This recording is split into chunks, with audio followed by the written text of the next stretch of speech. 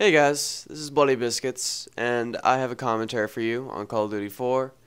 I'm going to talk to you about this topic that I've talked with my friends and other people about. That really it gets my attention. Uh, so I guess we'll get started.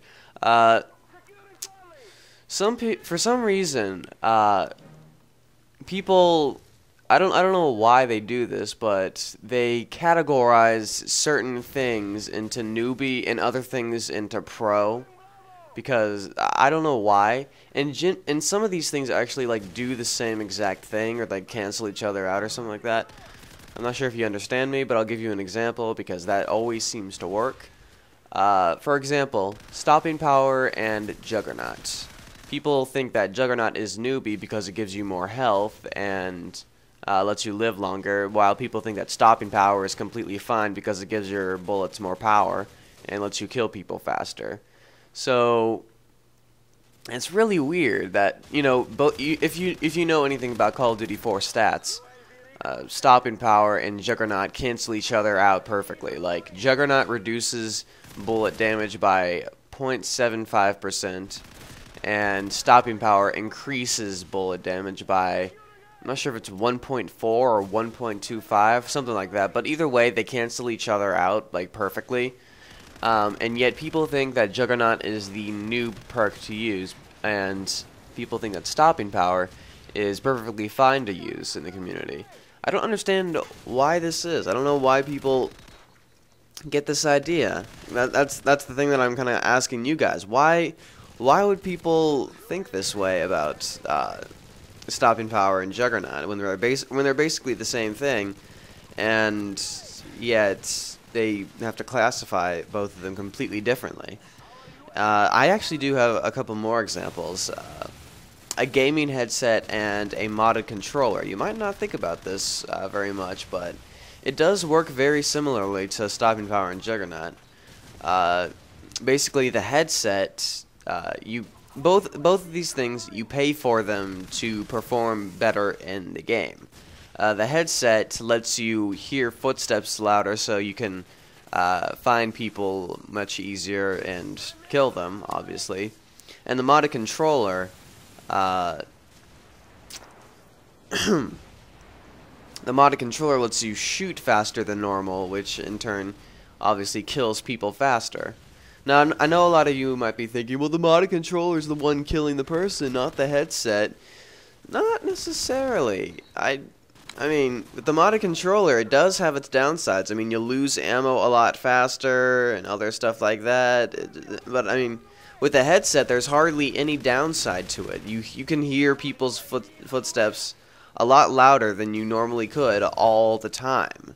So, yeah, they basically do the same thing. They let you kill people faster at the cost of, buying the equipment and using it. And yet people think that modded controller is the noob thing to use, while using the headset is completely fine. And to me, it's just really weird. I mean, even in freaking tournaments, obviously modded controllers that allow you to shoot rapid fire or shoot faster are banned, but using gaming headsets is completely fine.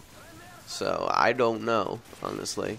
That's just one thing that I think about. And last thing is my personal take on it. The M16 or the MP5 versus the M40 ACOG. Honestly, I don't understand how people think that things like the M16 or the MP5 are newbie, while the M40 ACOG with stopping power is a one-shot kill anywhere on the body is retarded. You can't shoot someone in the toe once and expect them to die. I mean, maybe not even in hardcore mode. I honestly don't know, but that's up to debate. But still, that's just my own personal take on it. The M40 ACOG, I think, is actually a noob weapon in itself, but people just don't seem to think that it is, just because Zerg Grizz uses it, and all these awesome elite snipers use it to do 720 no scopes or no scopes across the map, and then once they hit a juggernaut, because they can't kill them, they say juggernaut sucks, and that leads back to why people think that juggernaut is newbie and stopping power is pro. So I mean, it just stuff like this. It's really interesting to me. I don't know why people think this way, but stopping power, yeah, just all these things. Stopping power versus juggernaut, headset versus modded controller, M16 versus M40 ACOG. And I mean, this could probably go into so many other games, but the like thing that I'm asking you guys is why? That's usually going to be the thing that I'm going to ask you guys in these videos. Why do people think this way? Why do people classify certain things that basically do the same thing completely differently? One is newbie and one is pro. I don't know. I think stopping power versus juggernaut is the most stable one because headset and modded controller is kind of iffy, as well as the M16 and M40 ACOG. These are things that I've just picked out that I've thought about. So you guys leave me your thoughts on that topic. Well, I'm a little bit over halfway through the video. Yeah, I've got a couple minutes left. So, I'm going to talk about one other subject. Hey guys, me again. Yeah. For some reason, I somehow droned on this other topic that I'm about to talk about. It literally went into like the 10-minute mark when really this should be maybe 9 minutes at most or something like that. So, yeah, I'm going to give this another shot. Sorry if this isn't like a pure commentary or whatever it is. But yeah, I'm going to go ahead and go into this topic again. It's, do easy guns take skill? Now, obviously, if you think about it, easy guns are like the M16 from Cod4, the MP40 from World at War, practically any assault rifle from Modern Warfare 2. Those are the easy guns of the popular Call of Duty games, I should say. And people, you know, the YouTube community like bars people from using the M16 in COD 4 or the MP40 because they think it's completely noobish or something like that, and you can get anybody can get easy scores off of them. And what these people aren't really taking into consideration is the human factor, because I mean, obviously the gun is strong. It's stronger than most guns, but it really all depends on who the person using it, like, and how he uses it. Yeah, it all depends on who the person using the gun is and how he uses it.